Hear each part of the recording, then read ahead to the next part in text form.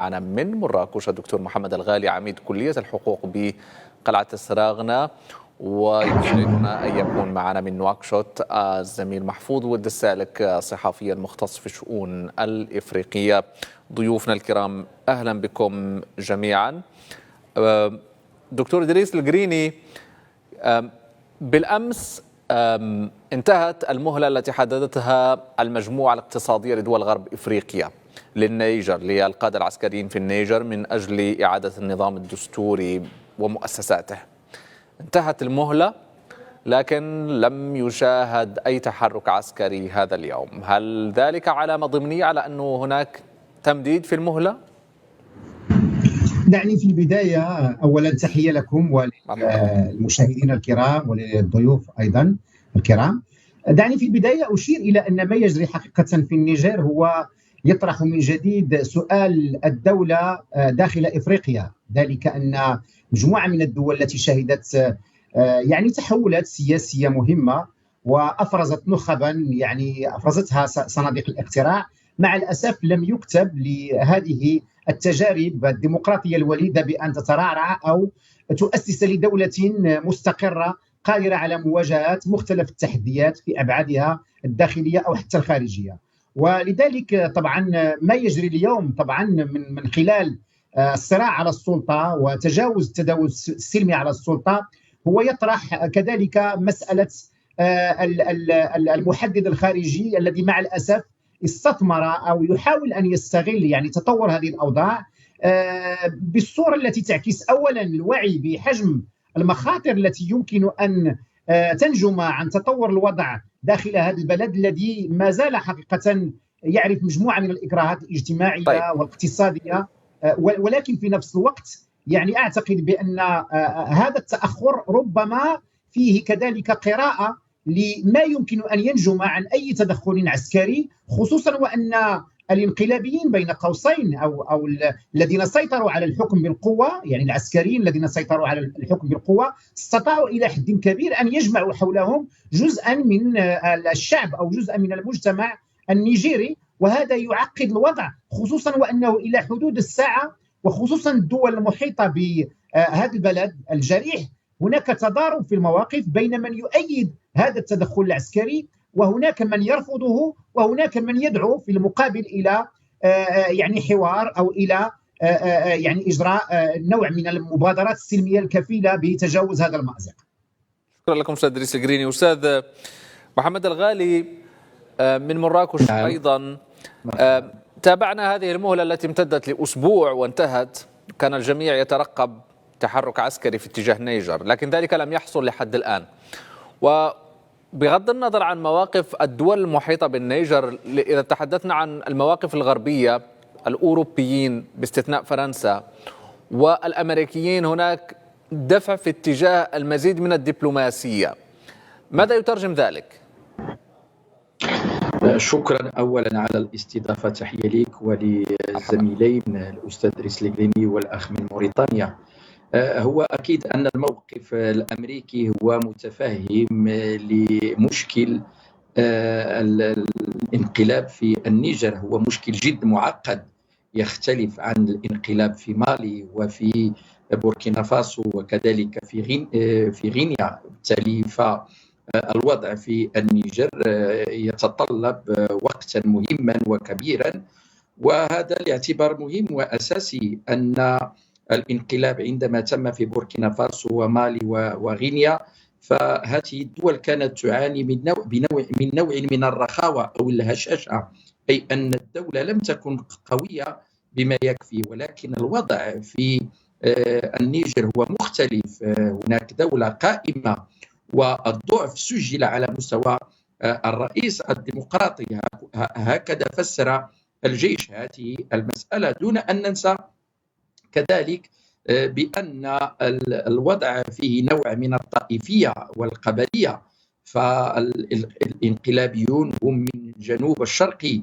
للنيجر والرئيس المطاح به فهو من شمال الشرق للنيجر، وهذا بطبيعة الحال يطرح أكثر من تساؤل. ثم كذلك أن الجيش حاول الآن أن يؤسس لنوع من المشروعية التي يمكن أن تساعده على تثبيت أقدامه في السلطة أو في الحكم. وهذه المسألة مرتبطة بمعاداة فرنسا والانتقاد الكبير الذي وجه إلى فرنسا وإلى كل الدول التي تهيمن وتسيطر على خيرات نيجيريا. وهذا ما فسره الاحتجاجات التي خرجت وكانت مساندة، هي ضد التدخل ومساندة للجيش. على أي الوضع كما قلت ليس سهلا، هو الوضع جد معقد، دون أن ننسى كذلك بأن هناك تقاطبا دولي، هناك تقاطب الذي تظهر فيه روسيا بشكل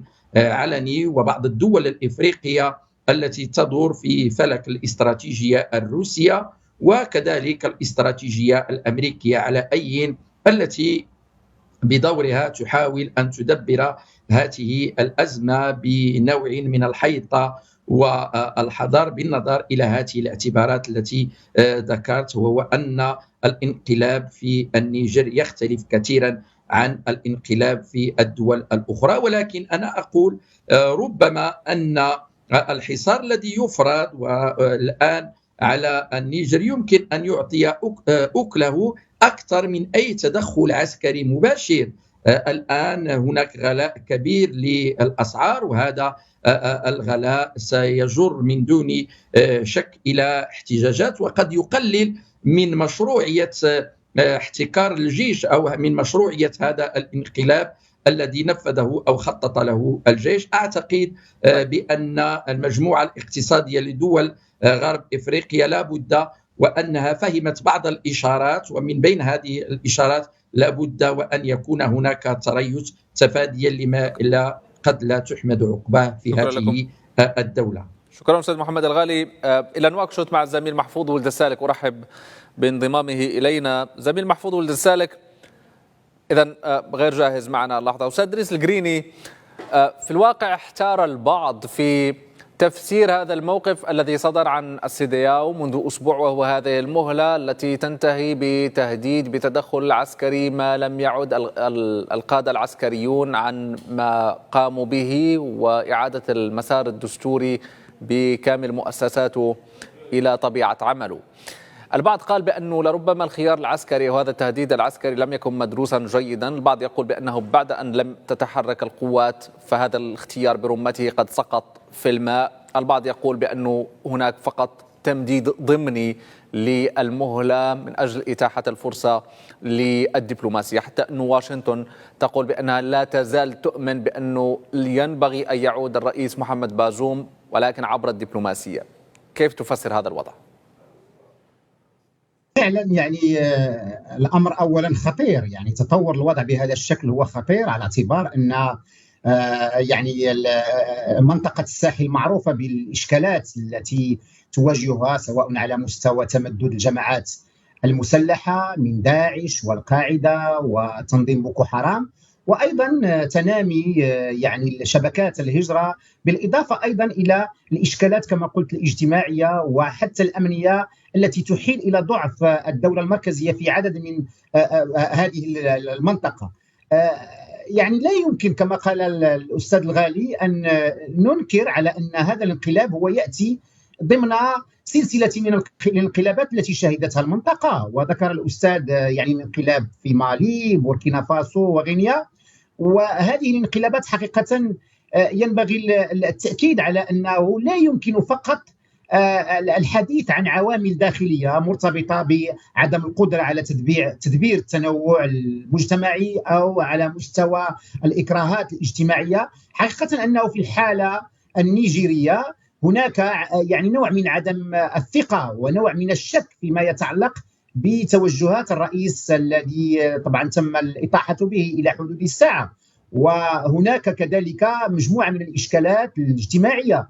ولكن يعني في نفس الوقت كما قلت لا يمكن أن نبعد أو يعني لا يمكننا أن نغفل كذلك العوامل الخارجية، خصوصا وأن هذه الانقلابات التي عنها هي تتزامن مع الصراع وكذلك التموقعات الإقليمية والدولية الرامية إلى إرساء نظام من جانب إكواس، هل كان هناك نوع من التسرع في التلويح بالخيار العسكري.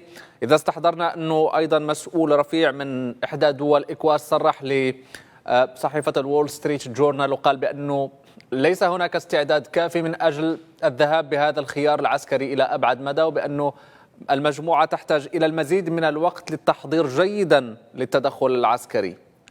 هل ذلك يقوي موقف إكواس؟ هذا ما كنت سأصل إليه، وهو أن في الحقيقة هناك صعوبة كبيرة في تعتري اللجوء إلى القوى العسكرية. لماذا؟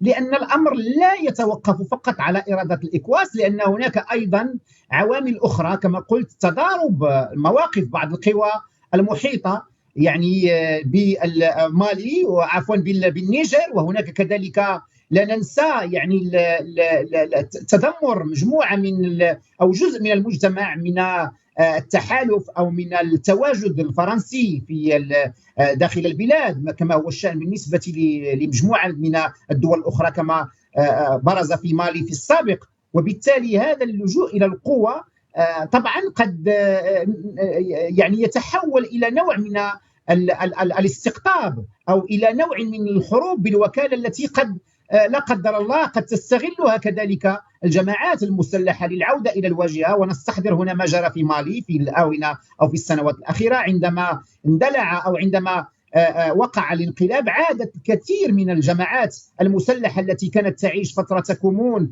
أو فترة يعني تراجع عادت إلى الواجهة. ولذلك أعتقد بأن مجموعة من الدول المحيطة طبعا رغم تحمس الإكواس على اعتبار أنها تعتبر نفسها أن معنية بهذه التطورات التي ربما قد تعيد إلى الواجهة الانقلابات وتفتح المجال أمام قوى دولية للتموقع من جديد في إطار صراع قوى بين الدول التي تحاول أن تجد لها موطئ قدم داخل هذه المناطق الاستراتيجية في ظل طبعا الصراعات حول الغذاء وحول الطاقة. ولكن كما قلت الدول الإكواس تحاول أن تبرز على أن الأمر خطير، وتحاول أن تبعث بعض الرسائل التي تبرز على أنها مستعدة لهذا الخيار. ولكن قلت هذا الخيار صعب جدا بالنظر إلى تبعاته التي يمكن أن تكون أخطر من الواقع الحالي. شكرا لكم أستاذ إدريس القريني. أستاذ محمد الغالي، إذا استحضرنا الجوار المباشر للنيجر واعتمال المواقف في خلال هذا الأسبوع بشأن مسألة التدخل العسكري، منذ البداية كانت مالي والبوركينا فاسو ترفض وتعتبر أنه أي تدخل عسكري في النيجر هو عدوان عليهما. الجزائر رفضت، ليبيا في موقف نوعا ما محايد، التشاد هي بين نارين، نار النيجر وأيضا إلى الشرق هناك السودان مفهوم. نيجيريا أيضا البرلمان رفض مسألة التدخل العسكري بالرغم من أنها هي الوزن الثقيل في مجموعة سيدياو. هل يؤثر ذلك الآن في خيارات المجموعة في مسألة التفاوض مع القادة العسكريين في النيجر؟ فمسألة التدخل العسكري كما أشرنا هو جد معقد، على اعتبار أن أغلب الدول هي وخصوصا دول الجوار هي تعارض هذا النوع من التدخل أو تتحفظ عليه في الوقت الحالي، على اعتبار أن الجيش لا زال لم يكشف عن كل أوراقه. أكيد هناك بعض التقارير تتحدث عن فرار حوالي 4000 من الجيش النظامي، وربما يمكن الاعتماد على هؤلاء من أجل الضغط على المستولين على السلطة في النيجر. ولكن كل الحسابات حتى الآن ليست جاهزة ولا تشير إلى أن أي تدخل عسكري يمكن أن يعطي نتيجة مرضية، أو يمكن على الأقل هذا التهديد أن يثني الانقلابيين عن التراجع على موقفهم في التشبث بالسلطة. وبالتالي فكل السيناريوهات حتى الآن تشير بالملموس إلى أن أي تدخل عسكري يمكن أن يقود إلى نتائج عكسية، خاصة وأن هذا يمكن أن يقود إلى انفصال أو انشطار دولة النيجر إلى نيجر جنوبية ونيجر شمالية، دون أن ننسى كذلك أن هذا يمكن أن يقوي الحركات الإرهابية وكل رواد الجرائم المنظمة على أي فحسابات الدول المحيطة، فهي تقرأ في ذلك أن أي تدخل يمكن كذلك أن يقود إلى فرار المدنيين، وهذا مرة أخرى سيطرح مشكل اللاجئين. وعلى أي فهذه كلها مخاطر مطروحة، بمعنى أن هذا التأجيل وهذا التريث يظهر من خلاله أن سلة أو وعاء المخاطر هو جد مرتفع، بينما وعاء فرص هي ضئيلة إن كان هناك أي تدخل عسكري في هذا الباب. دون أن ننسى كذلك بأن هناك بعض الوساطات الداخلية من بعض الأحزاب، مثلا هناك الحزب الجمهورية وهو أكبر حزب معارض، أمينه العام أصدر بيانا ويؤكد في هذا البيان على مجموعة من الأسئلة ويؤكد على الخيار الديمقراطي، وهذه نقطة مهمة وأساسية. الخيار الديمقراطي مما يعني أنه لا بد من العودة إلى الخيار الديمقراطي، والجيش يجب أن يعود إلى وضعه الطبيعي وهو أن يعود إلى سكناته. لذلك فأقول بأن كل هذه العناصر وكل هذه المعطيات فهي لا تساعد على أن يكون سيناريو التدخل على الأقل في الأيام القليلة يمكن أن يثني الجيش في التراجع. ولكن يجب أن أشير هنا أن بعض الدول تخشى أن يقود هذا الوضع إلى إذكاء النعرات الطائفية والقبلية، ويمكن أن يقود هذا إلى حرب أهلية داخل النيجر، ونحن نعرف جيدا عندما تكون هناك حرب أهلية فالمتضرر هي دول الجوار. سنأتي إلى الخارطة الاجتماعية في النيجر. شكرا جزيلا لك أستاذ محمد الغالي. ينضم إلينا اللحظة الزميل محفوظ السالك من نواكشوط، الصحفي مسؤول تحرير بميديان ومهتم بالشؤون الإفريقية. زميل محفوظ السالك، تحدثنا عن تضارب المواقف الدبلوماسية لدول الجوار المباشر للنيجر، ولكن هذا التضارب أيضا بدأ يبرز جليا حتى على المستوى الأوروبي. أنت تذكر أنه قبل انتهاء المهلة بيوم كانت وزيرة الخارجية الفرنسية قالت بأنه بقي للقادة العسكريين يوم واحد قبل دخول مسألة الخيار العسكري. واليوم وزير الخارجية الإيطالي أنطونيو تارجاني قال بأنه ينتظر أو يتطلع إلى أنه نهاية المهلة وهذه المهلة تتمدد أكثر، وقال بأنه ليس قدرا أو محسوما أنه لن نجد حل دبلوماسي. هل معنى ذلك أيضا أن الاتحاد الأوروبي وقواه الأساسية أيضا منقسمة إذا مسألة التدخل العسكري في النيجر؟ محمد، في الواقع هناك انقسام، ولكن يمكن أن نقول إن الانقسام الدولي منحصر بين فرنسا وبين باقي الأطراف الأخرى الغربية بشكل عام. فرنسا تراهن على أن التدخل العسكري في النيجر هو الحل الوحيد، وهو الذي سيعيد محمد بازوم إلى السلطة وسيعيد العسكريين إلى سكناتهم. باقي الأطراف الأخرى ترى بضرورة التريث وضرورة أن يكون هناك حوار، وبأنه بإمكان الحوار أن يقود إلى حل سلمي يقي النيجر من الوقوع في تدخل عسكري عواقبه غير محسومة. وأنا أرى بأن هذا الحل هو الأقرب إلى المنطق، لأن المجموعة الاقتصادية لدول غرب إفريقيا منذ عام 90 900 وألف نفذت مجموعة من التدخلات العسكرية، سواء في ليبيريا أو في سيراليون أو في الكوت ديفوار أو في غامبيا، حتى دخلت قواتها إلى الحدود ثم نجحت الوساطة في آخر لحظة. في كل هذه التدخلات العسكرية كان التدخل يكون جزئيا فقط، ومع ذلك تكون له تداعيات كبيرة جدا اجتماعيا واقتصاديا على البلد الذي يتم فيه التدخل وعلى دول الجوار كذلك. بالتالي أعتقد بأن منطق ضرورة البحث عن حلول سلمية هو المنطق الأسلم، ولعل السيدياو أيضا رأت بذلك حينما اضطرت إلى أو دعت إلى عقد قمة ثانية الخميس المقبلة من أجل البحث عن حلول. أليس العقد ينفرط أمام السيدياو نفسها، كون أنه الآن 4 إلى 5 دول منها أصبحت في إطار لنقل لا دستوري إذا أخذنا بعين الاعتبار الأنظمة التي كانت قائمة فيما قبل، هل تخشى سيدياو على نفسها أيضا من أن تتحول أو يتحول جل أعضائها إلى أنظمة انتقال دستوري أو أنظمة تبحث عن وضعية دستورية سليمة؟ يمكن أن يكون ذلك، ولعل النيجر هي يعني العامل الحاسم في ذلك، لأنه شاهدنا منطقا مختلفا من طرف سيدياو في حالة مالي وبوركينا فاسو وغينيا كوناكري، وهذه دولة رابعة جديدة هي النيجر. أعتقد بأن المخرج الذي سيتخذ مع النيجر من طرف سيدياو سيجعلها على المحك. هي توجه إليها تهم بأنها يعني تمارس ازدواجية في المعايير، هكذا يقولون، تجاه ما حصل من تغييرات غير دستورية في هذه الدول. ثم إن الدول معلقة العضوية فيها وهي مالي وغينيا كوناكري وبوركينا فاسو ترى بأن هذا المنطق اتخذ تجاهها من أجل الاصطفاف مع فرنسا، وبأن سيدياو تكاد تميل أو تتحول إلى أداة في يد فرنسا من أجل يعني أن تواجه بها هذه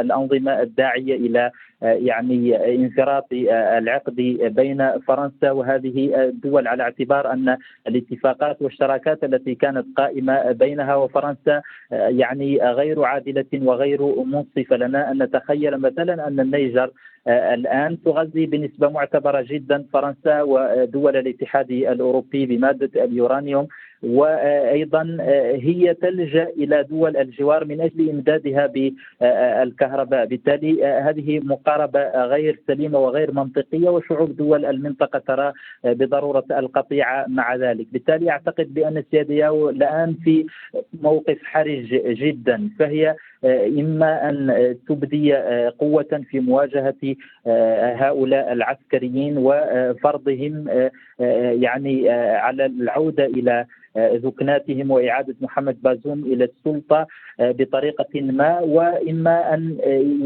يكون مستقبلها على المحك، لأن ما حصل في النيجر وفي مالي وبوركينا فاسو والنيجر يمكن أن يحصل في دول أخرى، لأنها رأت نماذج حية أمامها في التعامل من طرف هذه المنظمة الإقليمية. شكرا لك الزميل محفوظ ولساك، أرجو أن تتفضل بالبقاء معنا. أستاذ دريس القريني، لنقل إذا تم تأجيل أو تمديد هذه المهلة من أجل إتاحة المزيد من الوقت أمام الدبلوماسية، وهذا ما يريده طيف واسع من شركاء النيجر في المحيط الإقليمي، أيضا على المستوى الدولي جزء من الأوروبيين لنقول. الولايات المتحدة الأمريكية أيضا لا تزال تؤمن بأنه بإمكانها أن تعيد محمد بازوم إلى السلطة عبر الدبلوماسية، هذا آخر تصريح للخارجية الأمريكية. ماذا يبقى من أدوات للضغط على النيجر؟ حقيقة أن الوضع الآن في النيجر يعني حقيقة صعب، يعني لا يمكننا أن نتخيل على أنه الحل يمكنه أن يبرز بين عشية وضحاها. وحقيقة أن الكثير الآن من المراقبين، وأنا يعني اطلعت على مجموعة من الكتابات والتقارير وكذلك حتى بعض المواقف الرسمية للدول، تحيل إلى أن الوضع معقد إلى أبعد تقدير، تتداخل كما قلت فيه عوامل داخلية بعوامل إقليمية وأخرى دولية. ولكن عموما هناك مجموعة حقيقة من التكهنات أو مجموعة من السيناريوهات التي يمكننا أن نطرحها قبل أن أجيبك على سؤالك بشكل مباشر. طبعا هناك الخيار العسكري، وهو خيار كما قلت يظل مستبعدا، وهو حتى وإن تم حقيقة أنه يمكن أن يعني يعمق المشكل، ويمكن حقيقة أن يدخل ليس فقط النيجر ولكن حتى المنطقة في متاهات صعبة. ولذلك نجد هذا التردد، وحتى أن بعض الدول خصوصا الدول التي لها مصالح تقليدية كما هو الشأن بالنسبة لفرنسا يعني تتردد في هذا الخصوص. الخيار الثاني هو ربما الذي يراهن عليه حتى الجيش، وهو بقاء الوضع ما بين لا حرب ولا سلم في إطار فرض الأمر الواقع. وهناك الخيار الذي تحدثت عنه وهو خيار السياسي أو الخيار السلمي، وهو خيار أعتقد بأنه رغم ما يتم الحديث عنه اليوم من تعبئة عسكرية من قبل دول الإكواس أو حماس من بعض الدول، وكذلك حتى من التحدي الذي تبرزه القوات العسكرية المسيطرة الآن على السلطة داخل النيجر. ولكن طبعا يمكننا أن نتحدث عن هذا الخيار الذي تعتريه مجموعة من الصعوبات، لكن هو يظل الخيار الأقل كلفة والخيار الأنسب. حقيقة أنه في البداية دائما يكون هناك إخراج الأوراق، كما لاحظنا في كثير من الأزمات التي في بداية الأمر يتم إخراج مجموعة من الأوراق وحتى يكون هناك تصعيد. ولكن أعتقد بالنظر إلى الانعكاسات المحتملة للخيار العسكري والتي يعيها الجميع، لا على المستويات الأمنية أو الاقتصادية والسياسية وغيرها، فهذا الخيار السلمي يبقى هو ربما الأكثر قابلية للتحقق، وربما هو الذي قد يحفظ ماء وجه الجميع. ولكن تعتريه كما ذكرت الأستاذ محمد، تعتريه مجموعة من الصعوبات، ارتباطا أولا بمدى استعداد العسكريين إلى للحوار، على الأقل التعبير من خلال خطوات ملموسة كإطلاق سراح الرئيس والدخول في مفاوضات، وكذلك تهيئة الأجواء الإقليمية والدولية الكفيلة بتوفير المناخ لمرور هذه المحادثات السلمية، أو حتى كذلك انخراط هذه البلدان يعني في توفير الأجواء الكفيلة بإعمال هذه المحاولات السلمية. هذه كلها حقيقة أمور كما قلت إلى حدود الساعة تعتريها صعوبات، ولكن أعتقد مع مرور الوقت سيقتنع الكثير من أو تقتنع الكثير من الأطراف، يعني رغم أن الانقلابيين يعني في بداية الأمر لم ينصاعوا إلى مجموعة من الدعوات التي طالبت ب يعني البحث عن حل سلمي. ولكن أعتقد مع مرور الوقت، خصوصا وأن هناك رفض دولي للانقلاب، والسؤال الذي يطرح كيف يمكن لهذا يعني للانقلابيين أو المسيطرين على السلطة اليوم أن ينجحوا في السيطرة على السلطة أو على القيام بالأمر الواقع في ظل الرفض الإقليمي والدولي لهذا الانقلاب، أي أنهم سيكونون في وضع يعني شبه محاصرين على المستوى الدبلوماسي والسياسي. طيب. ولذلك كما قلت سيكون هناك نوع من التفاوض، خصوصا إذا استحضرنا العوامل التي تضرع بها الانقلابيون على مستوى توجه الرئيس إلى الانفراد بالسلطة، أو على مستوى تعيين بعض مقربيه، أو إزاحة بعض النخب العسكرية وتعيين أخرى. فربما هذه العوامل إذا ما تم وضعها على لائحة المفاوضات ربما قد تزيل الأسباب التي أدت إلى هذا الانقلاب. شكرا لك أستاذ إدريس القريني. أستاذ محمد الغالي، في خلفية الموقف الأوروبي الذي عبر عنه رئيس الدبلوماسية الأوروبية أنه تعارض التطورات الأخيرة في النيجر، لا أدري إذا كان الأستاذ محمد الغالي يسمعني. هل تسمعني أستاذ محمد الغالي؟ لا، إذن أستاذ محمد الغالي لا يسمعنا. أستاذ محفوظ ولد السالك، في خلفية الموقف الأوروبي الذي أشرنا إليه آنفا وهو موقف رافض للتطورات الجارية في النيجر، هناك ذلك أو تلك المواقف التي هي في خلفية الصورة، ومنها الموقف الإيطالي الذي بدا متشككا حذرا من مسألة الخيار العسكري. البعض يقول بأنه إذا كانت فوضى في النيجر فمعنى ذلك أنه موجات نزوح جديدة ستترجم في هجرة غير نظامية بمستويات عالية على إيطاليا هي أول المتضررين. الألمان أيضا يقولون على لسان متحدث باسم الخارجية أنه مسألة نهاية المهلة لا تعني بالضرورة التدخل العسكري، وبأنه لا تزال هناك فسحة للدبلوماسية. هل يؤثر ذلك على الموقف الفرنسي الذي كان متوثبا إلى مسألة الحسم العسكري؟ نعم بالطبع يؤثر عليه، واعتقد ان الموقف الفرنسي الان موقف منحسر جدا مع توجه او الاعلان الرسمي لمجموعه سيدياو عن عقد قمه جديده يوم الخميس المقبل. الاعلان عن عقد هذه القمه دون الاشاره الى التلويح الذي كانت سيدياو قد اعلنت عنه من قبل حين حددت المهله في اسبوع ولوحت بالتدخل العسكري. الاكتفاء الان بالاعلان عن قمه جديده لبحث هذه التطورات هذا يعني الانزياح نحو التوجه العام لدى الأفارقة ولدى أيضا الشركاء الأوروبيين والغربيين بشكل عام باستثناء فرنسا. الجميع الآن يبدو وكأنه يسير في اتجاه واحد، وهو المتعلق بضرورة البحث عن حلول حلول فردية مختلفة الأطراف دون اللجوء إلى الحل العسكري الذي ترى فرنسا بأنه هو الوحيد الكفيل بإرجاع يعني محمد بازوم إلى السلطة، وهو في الواقع يعني له تداعيات لكن كبيرة أي حل جدا آخر غير ذلك يعني أنه سيتم التعامل مع الواقع الجديد، وهذا من منظور فرنسي، من منظور أيضا غربي يقول بأنه ما دام جرى ذلك في مالي وجرى ذلك في غينيا وجرى ذلك في بوركينا فاسو والآن في النيجر، فمعنى ذلك أن عموم هذه المنطقة يمكن أن تسير في نفس المسار في وقت ما ينبغي وقف ذلك النزيف من منظور غربي. أليس هذا التشخيص هو الذي يحرك هذا الموقف؟ بالضبط، هو الجميع يتفق على ضرورة عدم يعني نجاح هذا التغيير غير الدستوري في النيجر، وبضرورة يعني وضع حد بذلك حتى لا تحصل نماذج أخرى مشابهة في دول الجوار أو في القارة بشكل عام. ولكن آلية يعني التعامل مع هذا الواقع هو الإشكال، لأن النيجر محمد تعاني منذ عام 2015 من يعني الوضع أمني كبير جدا في حدودها مع بوركينا فاسو ومع مالي، أيضا مع نيجيريا، حتى حدودها مع بنين غير مستقرة، وحدودها مع ليبيا مع الجزائر. بالتالي حدودها مع دول الجوار السبع هي حدود غير مستقرة تعاني من انفلاتات أمنية. بالتالي أي تدخل عسكري، وهذا هو الإشكال، لا يؤثر فقط على النيجر وإنما على عموم المنطقة. كل ما كانت هناك حلول سلمية يمكن أن توصل إلى الهدف المنشود، وهو إرجاع العسكريين إلى ثكناتهم وإرجاع محمد بازوم إلى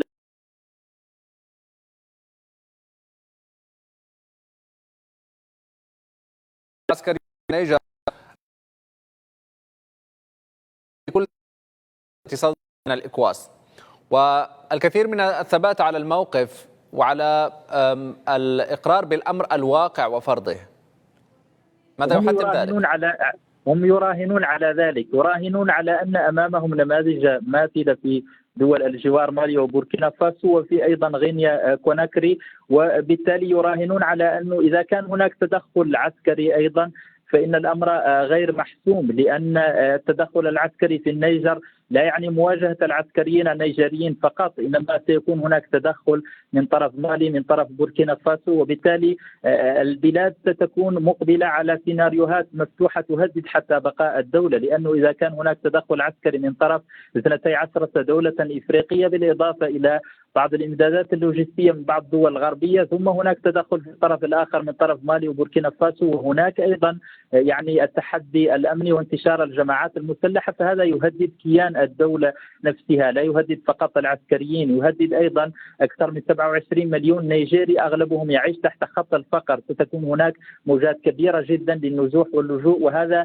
سيلقي بظلال كبيرة جدا، لا نقول على المنطقة ولا على الجوار، إنما سيصل الأمر إلى أوروبا. بالتالي هذا الخيار الذي يتجاوز أن يتم إرجاع محمد بازوم إلى السلطة إلى خطر يهدد كل المنطقة، هذا هو مربط الفرس، وهو الإشكال الذي كل الأطراف تحاول أن تتعامل معه بهدوء من أجل التوصل إلى حل. شكرا لك زميل محفوظ ولد السالك. أستاذ محمد الغالي، إذا كنت تسمعني هذه المرة من مراكش. نعم. تحدثنا كثيرا عن الجوار المباشر والمواقف التي بدت لنقول متذبذبة أو متباينة، كذلك الأوروبيون ليسوا على قلب رجل واحد، وواشنطن تؤمن بالدبلوماسية لحد الآن. ماذا عن الداخل في النيجر؟ المجتمع السياسي، القوى الحية للنيجر التي قال الجميع بأنهم يؤمنون أنها يمكن أن تأتي بالحل، هل هناك مبادرات؟ على أي كما قلت، فزعيم المعارضة الحزب من أجل الجمهورية فهم خرجوا ببيان. هذا البيان طرحوا فيه مجموعة من الأسئلة، وعبر هذا الحزب بكون أن النيجر هذه هي المرة السادسة التي تعرف حالة عدم استقرار على مستوى ممارسة السلطة منذ حصولها على الاستقلال سنة 1963، كما أن النيجر غير مستقرة دستوريا بالنظر إلى مجموعة من الإصلاحات الدستورية في هذا الباب، وطرح مسألة أن يكون هناك حوار وطني شامل لمختلف القوى الحية من أجل وضع اليد على مكمن الخلل في النظام الدستوري والسياسي النيجيري.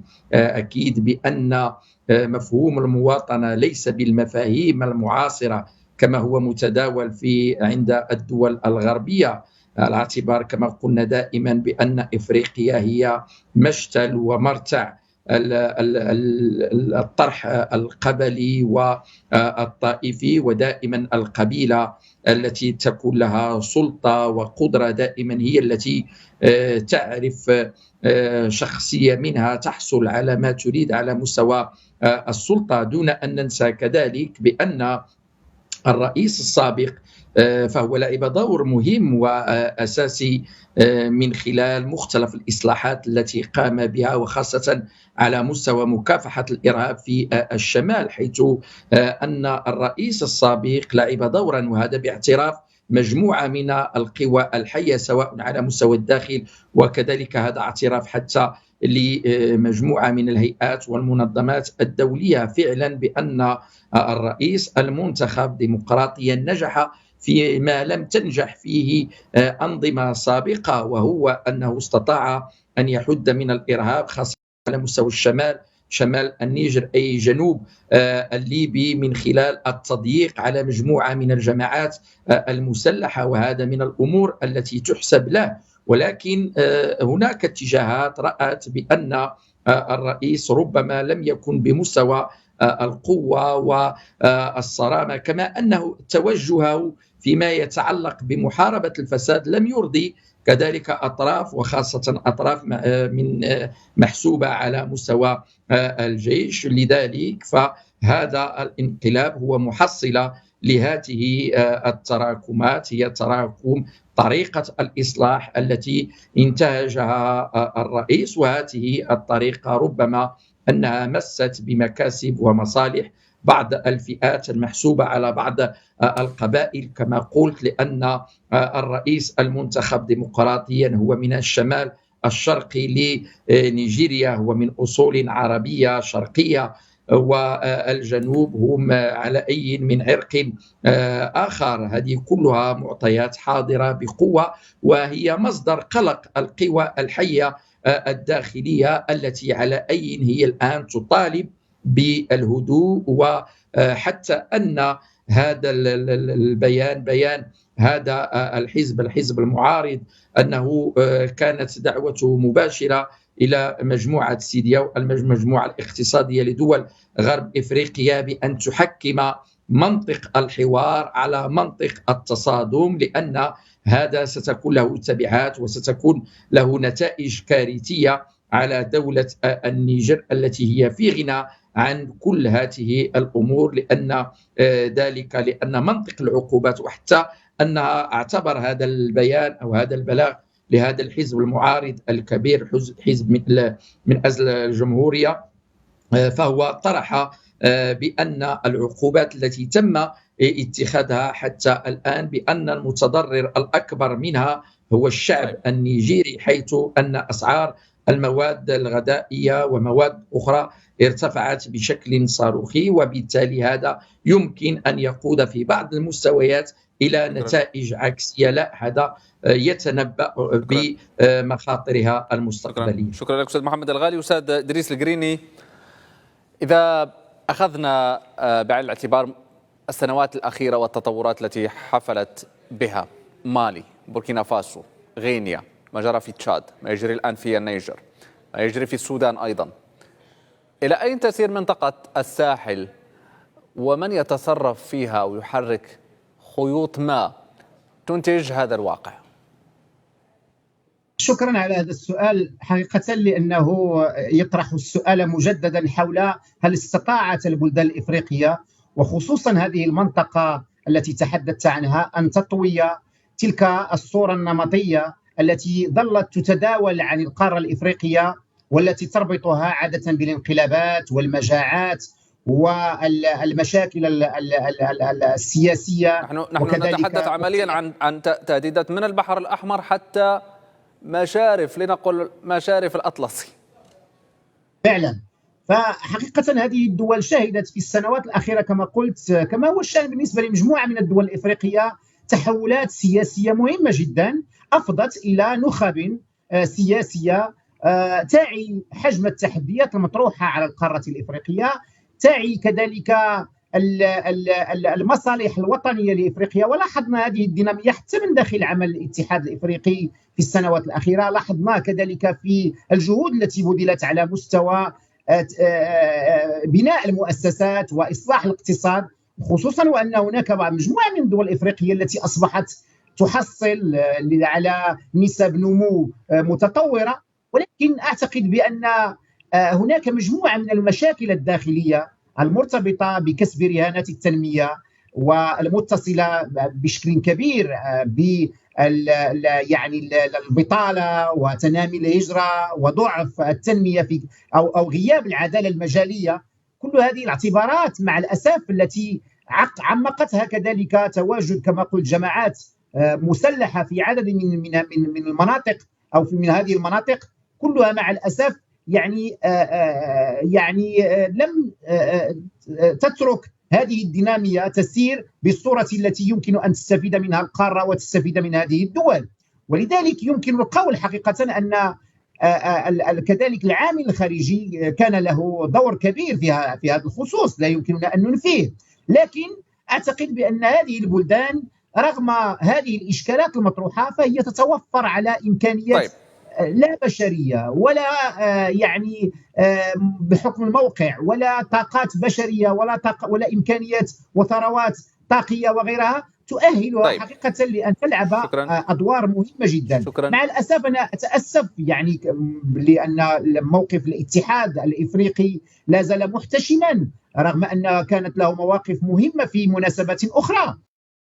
الاتحاد الإفريقي أوروبي متوازنة مع البلدان الإفريقية، لكن يعني بأن البلدان الإفريقية هذه المنطقة أولا بالاستمرار في تعزيز المؤسسات وفي تعزيز الممارسة الديمقراطية والإصلاحات السياسية والاقتصادية الكفيلة بتعزيز قوة الدولة ومؤسسات الدولة. وهذا هو العامل الذي يمكن أن يحسن هذه أي تدخلات خارجية، ويمكن كذلك أن يحسن هذه أي انقلابات أو أي انحرافات من هذا الخصوص. الجانب الثاني وهو استثمار الدول الإفريقية لهذه التموقعات الإقليمية والدولية الجارية، وخصوصا مع وجود تنافس ينضاف إلى التنافس التقليدي أي الغربي خصوصا فرنسا لإرساء تحالفات جديدة كفيلة بأن تستفيد منها القارة الإفريقية، وكفيلة بأن تخرج البلدان الإفريقية من هذه الهيمنة الغربية والفرنسية على وجه. شكرا لكم الأستاذ إدريس القريني، مدير مختبر الدراسات الدستورية وتحليل الأزمات والسياسات بجامعة القاضي عياض بمراكش، على كل هذه التوضيحات. تداركنا الوقت.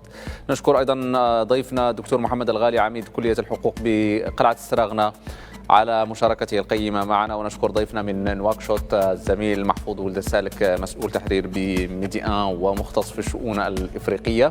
شكرا لكم مشاهدينا الكرام على المتابعة. بإمكانكم العودة إلى هذه الحلقة والاطلاع على المزيد من الأخبار على موقعنا الإلكتروني mediantv.com. شكرا لمتابعتكم وإلى اللقاء.